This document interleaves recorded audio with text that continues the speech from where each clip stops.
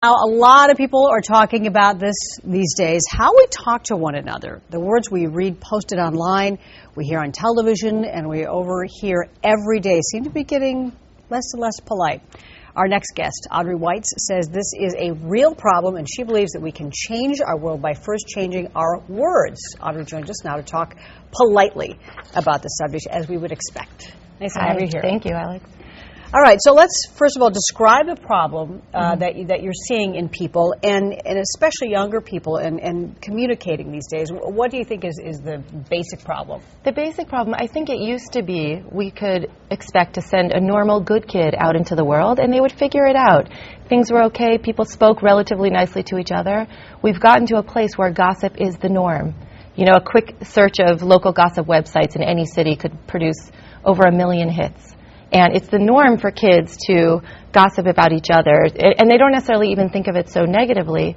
But because we've sunk down a little bit, I feel like unless we're infusing our children with messages of positivity and helping them to see the power they have there with their own words, they'll just be brought down and down levels. Well, we don't want to dumb down our kids or the way that we talk. Now, how would you say, like, for instance, the gossiping? Let's start there. You overhear your child gossiping. How would you suggest that people approach their kids about, hey, look, talking to them about why that's not a good idea? So an older child is probably somebody who would gossip, an early teen or even like a later teen. One of our messages at SpeakNicely.com is honor people. It's about finding good in another human being. A lot of times we gossip, especially children, just because that's what's out there. They see their parents doing it, and they're not mean people. It's just like, it's a habit. Like the neighbor walks by, somebody says something, and everyone's like, oh yeah, she's blah, blah, blah. So it's helping our kids see, you know what, that little girl you're talking about, she's so interesting. You know, she taught another little girl how to play baseball last week. It's just helping, and it's not even giving the children the pat on the, backside saying like, oh, you can't do that, because then they won't listen. But it's helping them see, like one of our messages is share your power.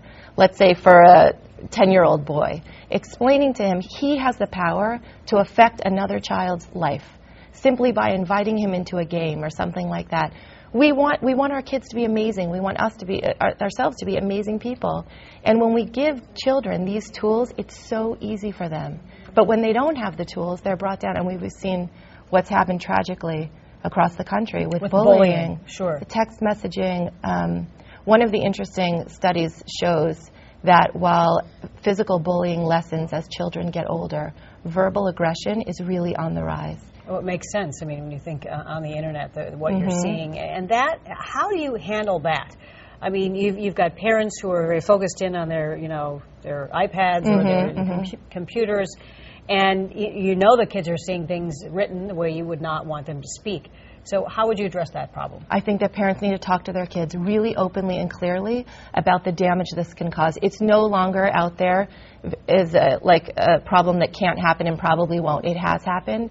It's happened repeatedly. And in addition to telling them what can happen negatively, help them see the power they have. One of our other messages is a smile is good. Teaching a young girl, I mean, our messages really focus on the early teens and lower, although we have shirts for men and women also.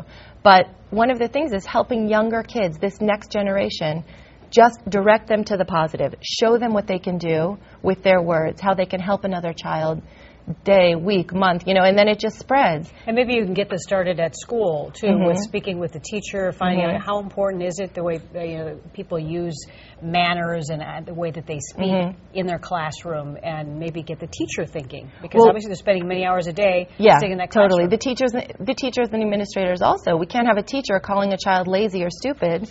Not that a teacher would say stupid, but let's say lazy, because then it'll just progress. One of our other messages is I am the future, and it's about seeing children for who we hope they will become as opposed to who they are in that moment. And we do a program in schools where we send friendship bands. I'm wearing one here. It's honor people. We have all our messages on friendship bands, where we send them to the school with very short little messages, so the school can do a fundraiser or talking about it. Yeah, and it's part of the consciousness. Speaking nicely. Speaking nicely. All right. Well, thank you so much, Audrey. Sure. I hope people join our Facebook fan page also. And hold up those T-shirts. Sure. Or give them the website SpeakNicely.com, and you start young, this young, in helping our kids Thank you. be better human beings and getting them prepared for the world and making it a better place. Thank you.